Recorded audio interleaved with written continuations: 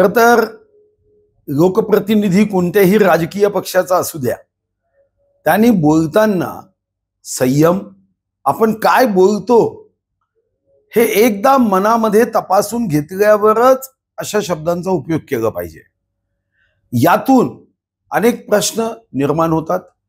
या अगोदरही मध्य प्रदेशच्या एका मंत्री महोदयांनी उत्साहाच्या भरात ज्या शब्दांचा उपयोग केला त्यातून कारण नसताना भारतीय जनता पार्टीच्या संदर्भामध्ये लोकमानसामध्ये प्रतिमेच्या बाबतीमध्ये प्रश्न निर्माण होतात. आणि म्हणून मला वाटतं की असं लोकप्रतिनिधींनी म्हणण्याचं कारणच नाही आहे ना. विश्वगौरव नरेंद्र मोदीजी जीव ओतून या देशहितासाठी काम करत असताना असे वक्तव्य करून महत्वाच्या मुद्द्यांचं लक्ष हे कारण नसताना मग दुसरीकडे जात. त्यातून इतर राज्यांचं स्वतःचं या संदर्भातलं मत काय आहे, यातून पुरामध्ये एखाद्या राज्यामध्ये जर काही प्रसंग निर्माण होत असतील, त्या ठिकाणी लोकांना वित्त जीव धोक्यात येण्याची शक्यता असेल तर कोणाच्या म्हणण्याने आपल्या धरणाच्या भिंतीची उंची वाढवण्याचा अधिकार संघीय राज्य प्रणालीमध्ये देता येत नाही.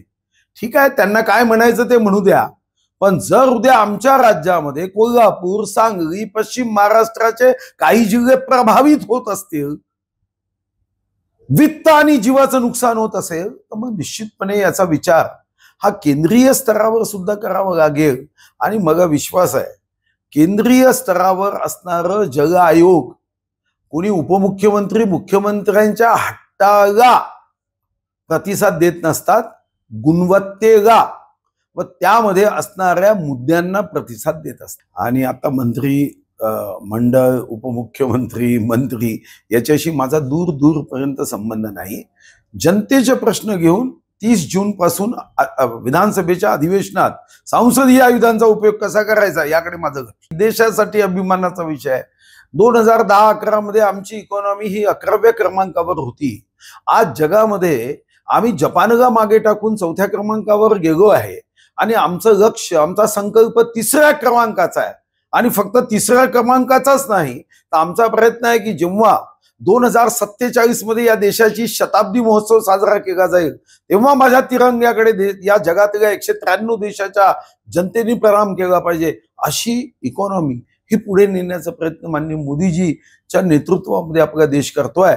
आणि अशा प्रसंगात जेव्हा नीती आयोगाचे सुब्रमण्यमजी सांगतात की आम्ही 4थ्या क्रमांकावर गेलो आहे, तर निश्चितपणे तुमच्यासाठी, माझ्यासाठी, देशासाठी, देशाच्या जनतेसाठी हा अभिमानाचा विषय आहे की जेव्हा आमची अर्थव्यवस्था ही 4थ्या क्रमांकावर जाते तेव्हा आमच्या जीवनमान उंचावण्याच्या दृष्टीने सुद्धा त्यामध्ये फार मोठा पल्ला आपल्याला गाठताय. तीमध्ये कधी कधी एखादा मंत्री त्या ठिकाणी एक सेन्स ऑफ ह्युमर म्हणून आपलं काहीतरी एखादा वाक्याचा उपयोग करतात आणि मग तुम्ही एवढं गंभीर करून टाकतात की त्यांना इतका पश्चाताप लागतो की मी का गंमत केली. शेवटी वातावरण हलकं फुलकं करण्यासाठी अशी गंमत केली जाते, यापेक्षा काही जास्त आहे असं मला वाटत.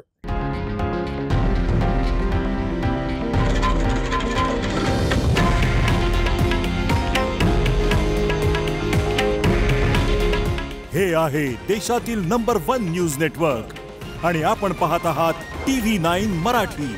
काळजी तुमची, हित महाराष्ट्राचं.